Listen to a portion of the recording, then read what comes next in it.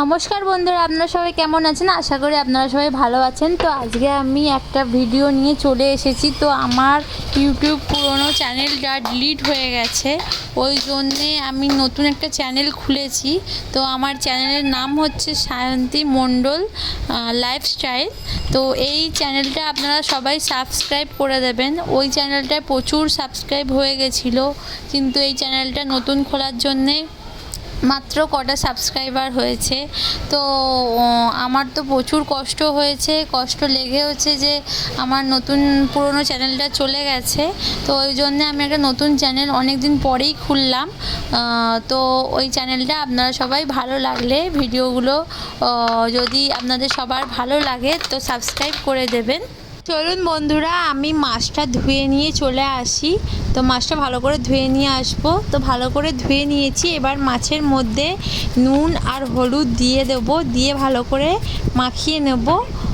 তো এবার গ্যাসে কড়াটা বসিয়ে দিলাম। কড়াটা ভালো করে গরম হয়ে গেলে তারপর তাতে সর্ষের তেল দিয়ে দিলাম। সর্ষের তেলটা ভালো করে গরম করে নিলাম। গরম হয়ে গেছে, তো আমি মাছগুলো এবার দিয়ে দেবো। মাছগুলো একে একে দিয়ে দিলাম। তো মাছগুলো ভালো করে ভাজবো। তো বেশি ভালো করে মানে বেশি ডিপ করে ভাজবো না, ভাজলে মাছগুলো রবার রবার হয়ে যায়। ওই জন্য আমি মাছগুলোকে হালকা করে ভেজে নেব, লাল লাল করে। তো মাছটা ভেজে নিলাম। ভেজে নেওয়ার পরে মাছগুলোকে তুলে নেব একটা জায়গায়। তো এদিকে আমি পেঁয়াজ আর আলু ভালো করে কেটে নেব। পেঁয়াজ, আলু, রসুন আর ক্যাপসিকাম, টমেটো নিয়ে চলে এসেছি।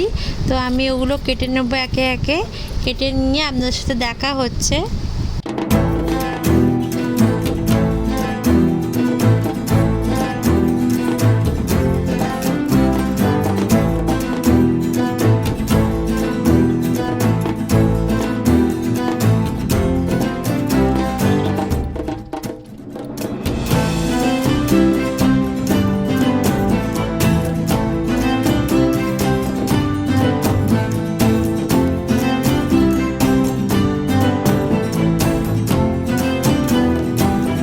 সমস্ত উপকরণ কেটে নিলাম। আলু কুচি নিয়েছি, পেঁয়াজ কুচি, এটা হচ্ছে কাজু বাদাম, বাদাম, ক্যাপসিকাম কুচি, রসুন কোয়া আর গরম মশলা, টমেটো কুচি, এগুলো সব বেটে নেব।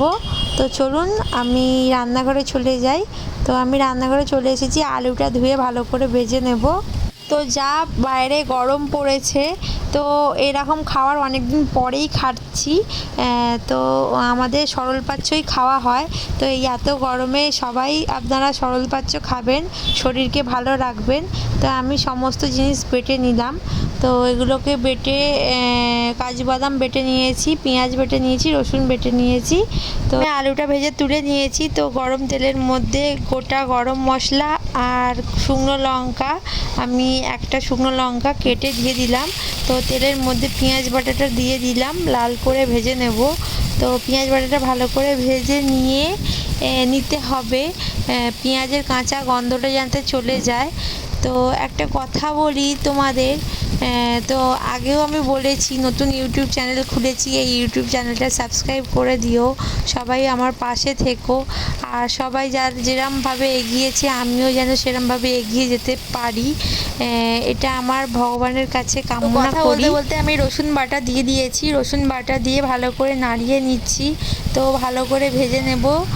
তো এরপরে আমি টমেটো কুচিটাও দিয়ে দিলাম। টমেটো কুচিটা ভালো করে কড়াতে ম্যাশড করে নেব। ভিডিও করার সময় আমার ছেলে ঘুম থেকে উঠে পড়েছে। তো আমি ভিডিওটা করেছি, কিছু কিছু ভিডিও করতে পারিনি। তো আমি তার মধ্যে লঙ্কা আর হলুদ দিয়ে দিয়েছি পরিমাণ মতো।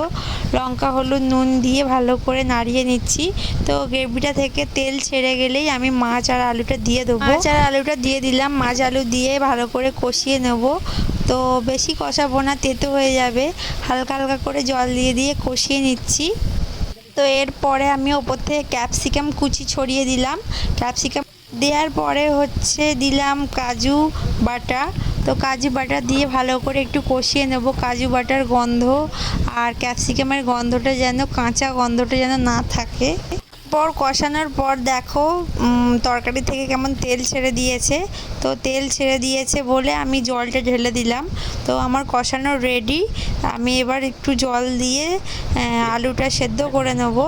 আলুটা সেদ্ধ হয়ে গেলেই আমাদের রান্না কমপ্লিট হয়ে যাবে। তো দেখো আমি হালকা জল দিয়ে আলুটাকে সেদ্ধ বসিয়ে দিয়েছি। তো আমাদের রান্না রেডি হয়ে গেছে। তো দেখো চিংড়ি আলু দিয়ে কষা, কালারটা খুব সুন্দর এসেছে আর গন্ধটা খুব সুন্দর বেরোচ্ছে। আমার তো এখনই খেতে ইচ্ছা করছে। তো কেমন হয়েছে রান্নাটা বলবে তোমরা, লাইক কমেন্ট শেয়ার করে দেবে আর নতুন দেখলে আমার চ্যানেলটাকে সাবস্ক্রাইব করে দেবে। তো বন্ধুরা, টাটা।